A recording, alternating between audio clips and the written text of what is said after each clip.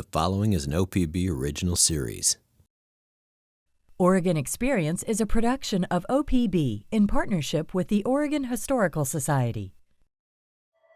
Leading support for Oregon Experience is provided by Jordan Schnitzer and the Harold and Arlene Schnitzer Care Foundation, and the Robert D. and Marcia H. Randall Charitable Trust, Fund for Lifelong Learning, the James F. and Marion L. Miller Foundation. Major support provided by Clark Foundation, George and Janet Bolt. Additional support provided by Charles and Nancy Tauman, the contributing members of OPB, and viewers like you. Thank you. Marie Equi lived life on her own terms, and sometimes that brought really powerful negative consequences.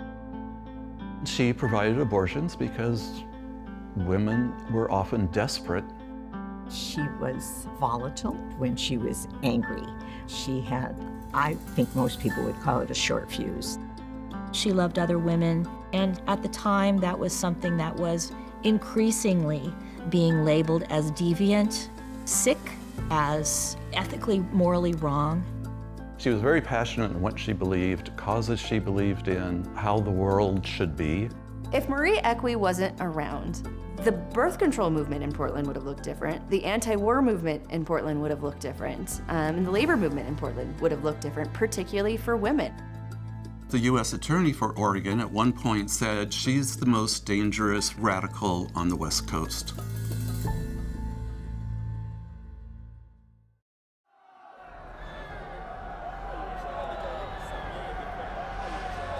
In November 1918, World War I was ending. That same month, 46-year-old Dr. Marie Equi entered the federal courthouse in Portland to stand trial for publicly speaking out against America's involvement. If convicted, Equi faced up to 100 years in prison. This trial was huge news. Even people who didn't advocate for her same beliefs still knew like it was going to be dramatic.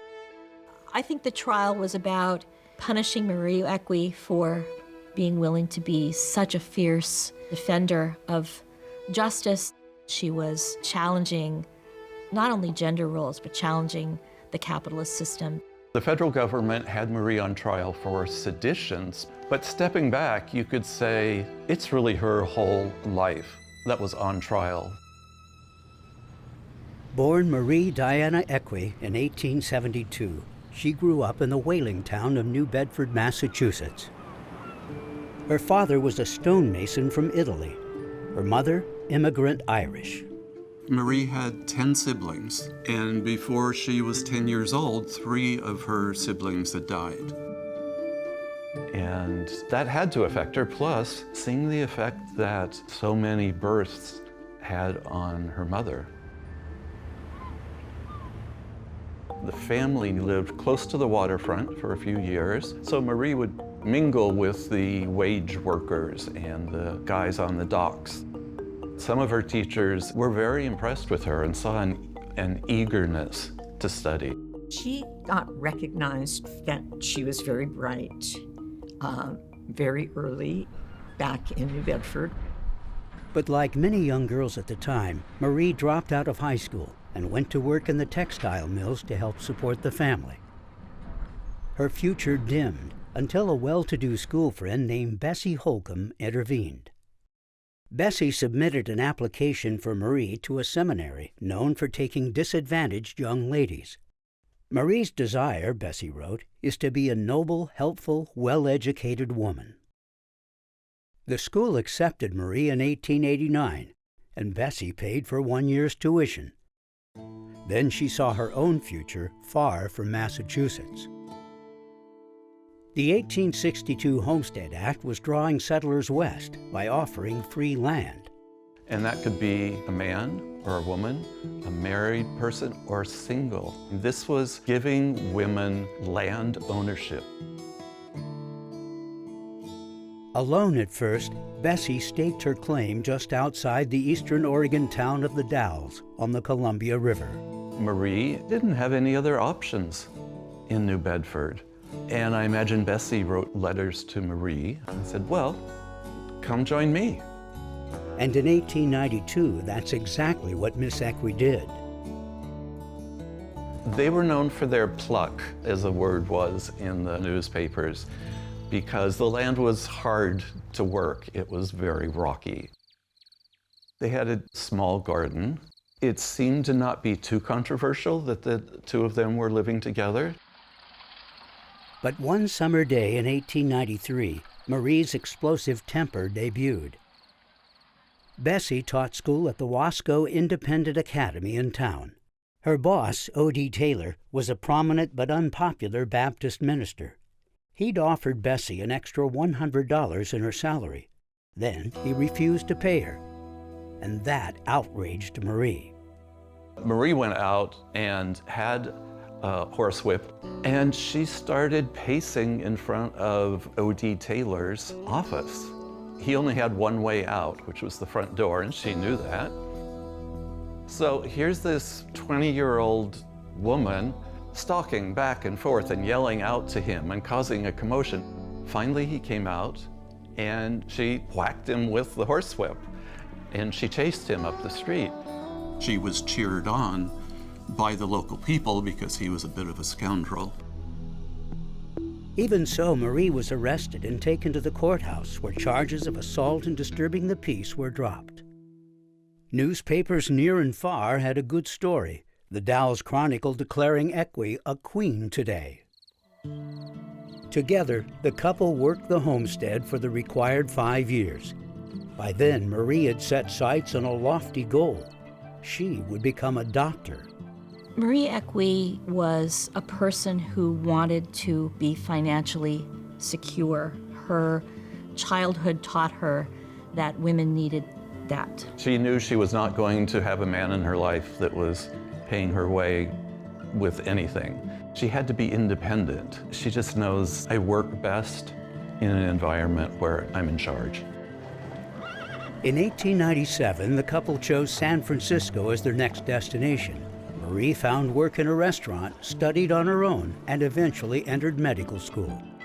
At that time, all you had to do was to pass an exam if you weren't coming with a high school certificate or a degree. But over the next couple of years, Bessie and Marie would grow apart, both starting new relationships. Marie's new companion and fellow student would graduate from the University of Oregon Medical Department, now OHSU, in 1903. After interning in Pendleton, Dr. Equi began building her general practice back in Portland, with an emphasis on women and children. The year was 1905. This is a time where there's rapidly changing social norms, immigration, labor unrest.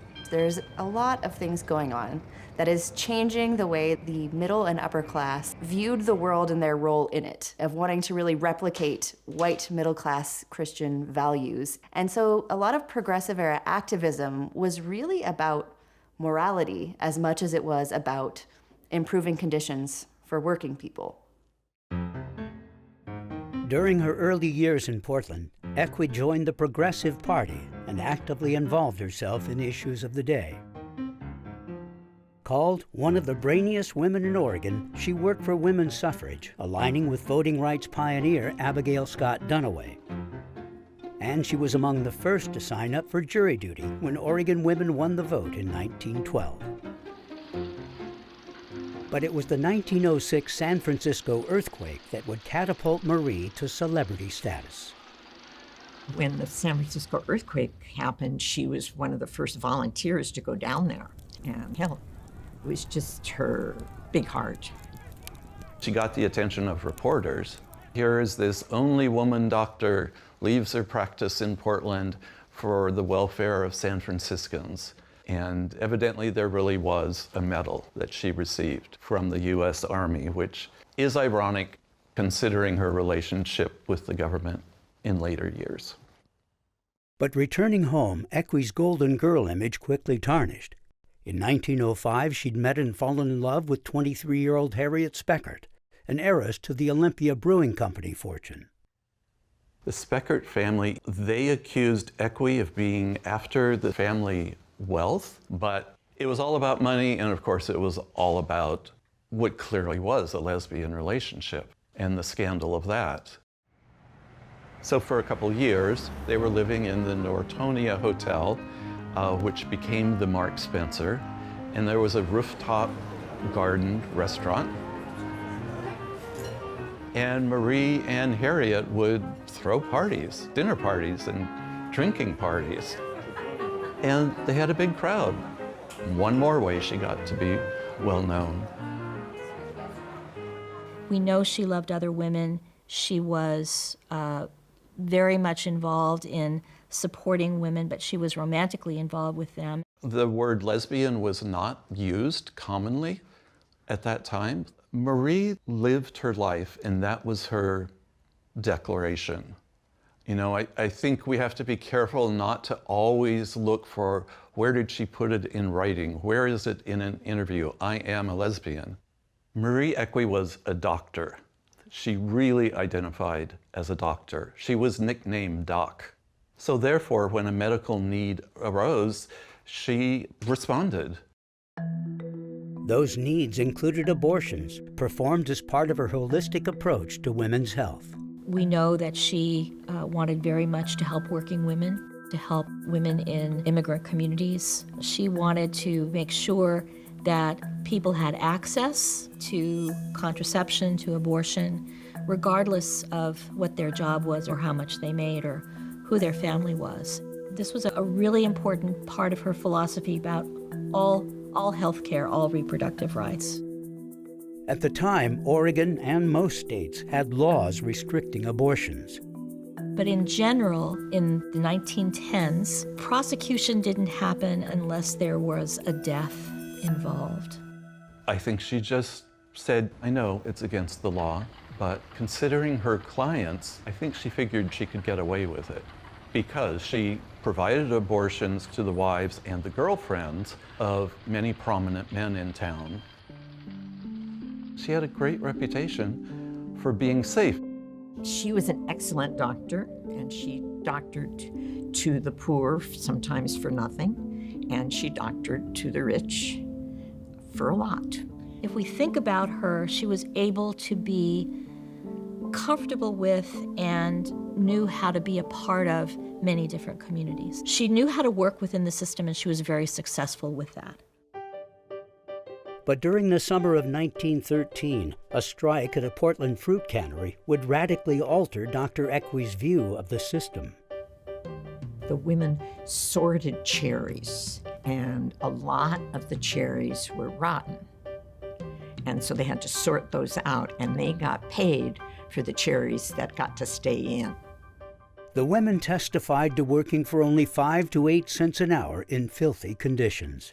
They went to the shop foreman to make a complaint, and he basically said, if you don't like it, get out. And so they did. Their picket signs conveyed a bold message. 40 cents a day is what makes prostitutes. Women demand a living wage. And so they very much connected this idea of, if we don't make enough money here, we are going to have to find a way to make enough money elsewhere. It was a strategic move. In 1913, Portland's progressive activists were vigorously investigating prostitution and vice. I think the women knew that it tied directly into the issues going on in the city, and they said, this is what's causing it. It's the fact that we can't make enough to live is what's causing women to go into prostitution. The radical industrial workers of the world, the Wobblies, and the Socialist Party agreed with the picketing women, connecting prostitution to economics, not loose morals. The Wobblies joined the strike, bringing their strong belief in free speech. So did Dr. Equi. Marie was making a house call, and she saw one of her patients there. She got on top of the soapbox, and she urged women to stop working, to join the strike. And that was the beginning of her radical period. The cannery strike did evolve into a free speech fight that would lead to language that city officials didn't approve of. And so that's when arrests would start to happen. People would be pulled down. Another person would take their place. So when Agnes O'Connor, the Native American woman who was pregnant, got pulled off, Marie just lost it. She was so righteously angry. She went after the cops. She started hitting them and pounding them. I'm going to speak when and where I wish. No man will stop me. The first man who touches me, I'll stick him with a pin that contains a certain virus I can make. So the next time they were rough with her, that's exactly what she did. Well, not the virus part, but she pulled her hat pin out and she poked a policeman. But that was Marie. It was absolutely a sign that she was not following the rules. She was willing to engage in behavior that was absolutely not sanctioned for women, and especially for elite women or women who were supposed to behave. Her choices to meet force with force made her very controversial. Governor Oswald West stepped in to stop the strike, but struck out at a packed meeting in City Hall. Violence escalated when mounted police charged the picket line, injuring several women. Equi was eventually arrested, along with other strikers. I was taken to the county jail, stripped, beaten, and spit upon. But as the cherry season ended, so did the strike. Members of the new Welfare Commission negotiated a settlement with the packing company, far from what the women were demanding. The commission said, we know what's best for you. We'll figure this out. You just go back to work and we'll take care of it. What Marie saw there was a lot of abuse of working people and women not being listened to, women not getting their due, and it did radicalize her. Equi, never an official member of the IWW because of her professional status, was now on the government's radar as a dangerous and deranged radical. It is beyond the imagination of these people who repeatedly attacked me that a professional woman of established practice and reputation could put these aside and get out and work for her unfortunate sisters and brothers. Therefore, I must be insane. The cannery strike caused her to think that she had to work outside the system to make any real lasting change. And so she starts to associate more and more with the IWW. Particularly in Portland and in Oregon, she was one of the most recognizable faces in support of the union. As Equi's politics changed, so did her relationship with Harriet Speckert. Harriet Speckert did not get involved with any of the protests. I think she just wanted something else in her life because Marie wasn't giving her much. We just imagined her saying, I want a child. I think Harriet knew that Marie could get her a baby because there were often women who came to her too late. It was something that the abortionists did, was help women place their babies. Marie adopted a baby girl named Mary in 1915. The people at the adoption agency knew she was a lesbian, knew she was living with another woman, and still allowed her to legally adopt. So she was probably the first and only for a very long time to do that. Their agreement was that Harriet would raise the child and Marie would support them. Marie, in the meantime, was aligning with other women radical activists, meeting them at Union Station as they came to town on speaking tours. In the spring of 1916, Margaret Sanger, a nurse and outspoken advocate for birth control, arrived in Portland. The early stages of the birth control movement in the United States were dominated by radicals. They really saw that in order for the working class to be emancipated, to be in control of their own destiny, they had to have smaller families. Sanger had developed a brochure about family limitation. It was like a small size that would fit in your purse or pocket, and it gave some basic information on how to avoid pregnancy. It also described sex as something that could maybe be pleasurable for young women. And to even the progressives in the city of Portland who said they agreed that birth control information should be out there, but this pamphlet took it too far because it also talked about things that could arise impure thoughts in young people. Despite the controversy, Sanger spoke on schedule. Margaret Sanger and Marie got arrested in Portland for distributing the booklet because it was considered obscene material. As a compromise, Sanger asked Equi to revise the booklet and delete suggestive phrases. And Marie did. And then she added a few of her own specialties. She named labor leaders in Portland who supported birth control.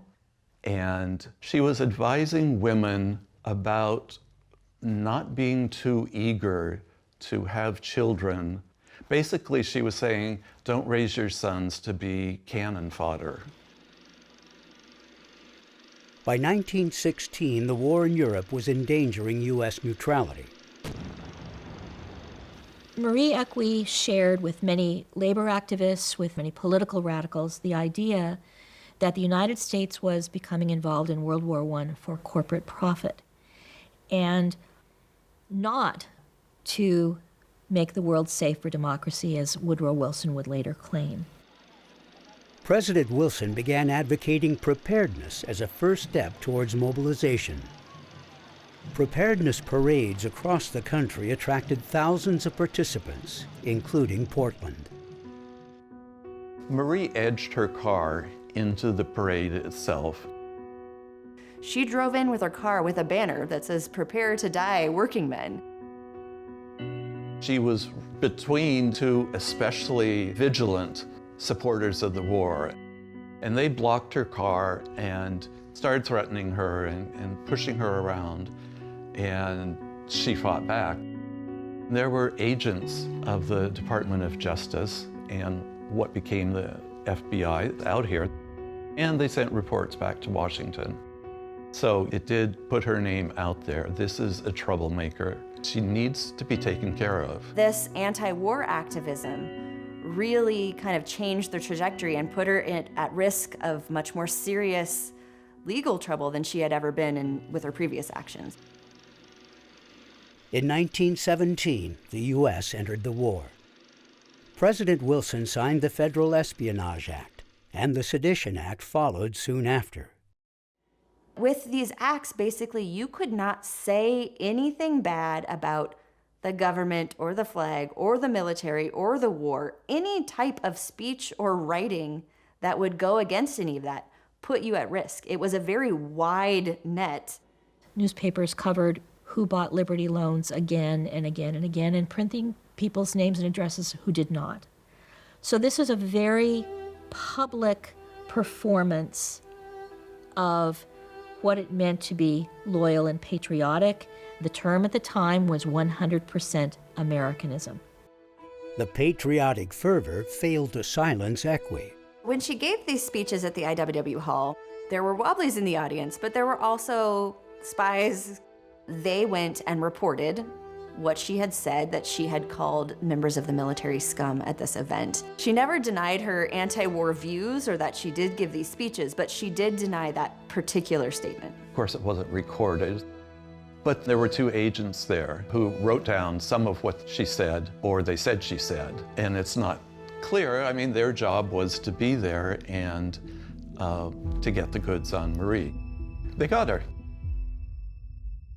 Dr. Marie Equi was arrested and indicted for sedition in June 1918. She was released on $10,000 bail. Over the next 5 months, the prosecution built its case against Equi, with federal agents and spies surveilling her private life with lover Kathleen O'Brennan. They also had a special agent, Agent 53. Her job was to befriend Marie and then report on her every day. And she did. They were damning statements. Agent 53 was working for Bureau of Investigation agent William Bryan. Infamous for his, I think we can fairly say, loathing of Marie Equi. I believe that he was disgusted that she was a woman who loved other women, and he talked about her and her kind. She symbolized everything that he thought was evil. On November 8, 1918, Marie Equi's trial began. Her lead defense counsel was National IWW attorney George Vanderveer. They were trying to prove that she did not say what she was accused of saying, and that being a supporter of the IWW was not illegal, and being anti-war was not necessarily illegal as long as you didn't say it the wrong way. But the prosecution was relentless and effective. What's most telling is in the closing argument, the prosecution made a comment about, we can't let this unsexed woman stay free. Just those words would have been shocking. There was no such thing as a fair trial for anyone associated with the IWW in this period. They were already suspect just by being a supporter of the organization. Equi was found guilty on 5 counts of sedition and sentenced to 3 years in San Quentin prison. As she and Harriet and Mary left the courtroom, so did federal agent Brian. I mean, the sparks that were between them just exploded. I think he initiated it and shoved Marie, kind of threw her to the ground. Claiming, of course, later that she had threatened to kill him in the past, but also knocked over Harriet Speckert. And then he quickly left. Prominent attorney C.E.S. Wood led Equi's 2-year appeal process all the way to the U.S. Supreme Court, but her conviction was upheld. In October 1920, President Wilson commuted her sentence to 1 year. She would serve 10 months and a day. I do not feel sad, nor am I bitter, but I feel humbled by the wealth of friendship displayed toward me. The struggle for human freedom will go on. Although thousands of people across the country were arrested and tried under the Espionage Act, Equi is the only Oregon woman ever convicted. While in prison, Marie kept in touch with family and friends with letters. To one friend, she expressed concerns about being, in her own words, queer. I find it unlikely that she's using the word the way we would today. Of course she knew she was an outcast, and we know that. When we're in that position, we know what a lot of people think of us. I think that's what she was referring to, and she was having some serious doubts, and I think it had to be hard on her. There's also a sorrow and a loneliness that can come with that.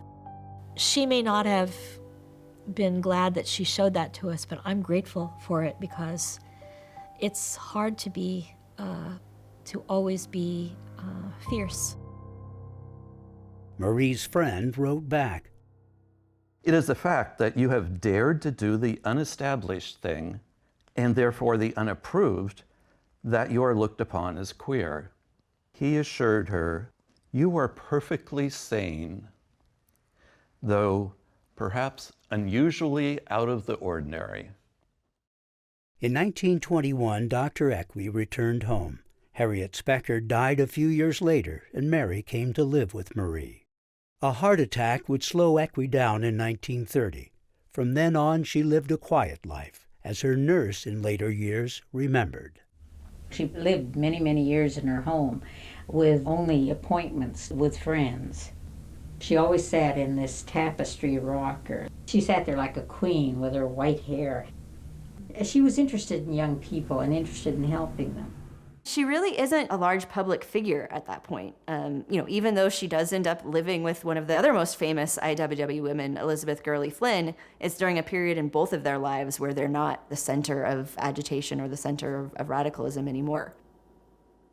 In 1933, President Franklin Roosevelt pardoned Marie Equi and hundreds of others convicted of wartime sedition.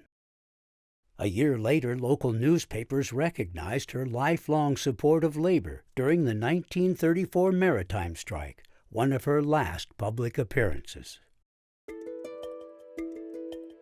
Marie died in 1952 and is entombed beside Harriet in Portland. She had a lot of stature, and perhaps precisely because of that stature, she was willing to take risks that others could not. You must either have no money at all, so that nothing matters, or you must have enough money to get you out of trouble when you are in it. And you are continually if you fight for the underdog. Although not a well-known personality today, she's not forgotten. In the Castro district of San Francisco, the Rainbow Honor Walk pays tribute with a bronze plaque. Here's an activist, lesbian, radical who's being honored. It makes me really, really pleased and excited. At Portland State University, she's in good company on the Walk of the Heroines. And you can toast her legacy at a local pub. Marie's story, it's relevant for a lot of things.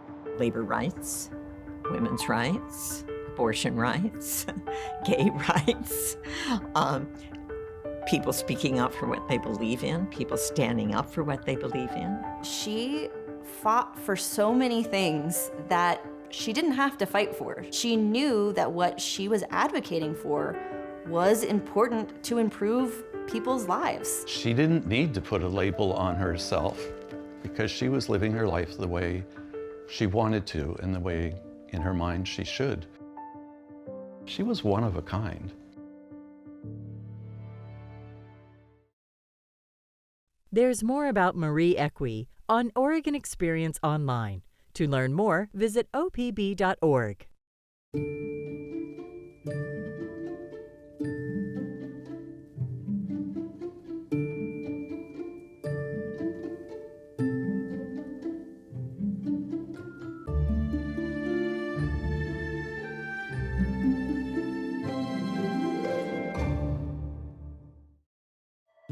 Leading support for Oregon Experience is provided by Jordan Schnitzer and the Harold and Arlene Schnitzer Care Foundation, and the Robert D. and Marcia H. Randall Charitable Trust, Fund for Lifelong Learning, the James F. and Marion L. Miller Foundation.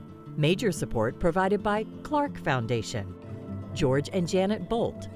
Additional support provided by Charles and Nancy Tauman, the contributing members of OPB, and viewers like you. Thank you.